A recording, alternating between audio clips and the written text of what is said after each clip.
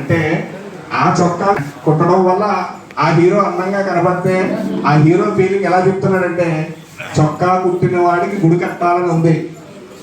అలాంటి చొక్కా కుట్టిన మా సోదరన్ గారు, ఆయనకి మేము గుడి కట్టలేకపోయినా ఈ సత్కారంతో మీ అందరికీ పరిచయం చేయడం మా మహోత్సవాలు.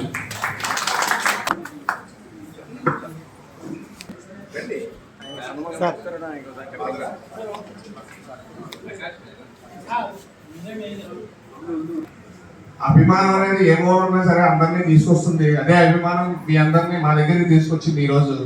అదే అభిమానం ఈ టైలర్స్ డే రోజున మిగతా సహో టైలర్కి జరిగే సత్కారం తమ సత్కారంగా భావించి వాళ్ళకి ఆయనకి ఈ టైలర్స్ డే రోజున మిగతా టైలర్స్ అందరూ కూడా మా ప్రవీణ్ టైలర్స్ అంటే ఆల్మోస్ట్ సూట్ కుట్టాలంటే ఆ టైలరే.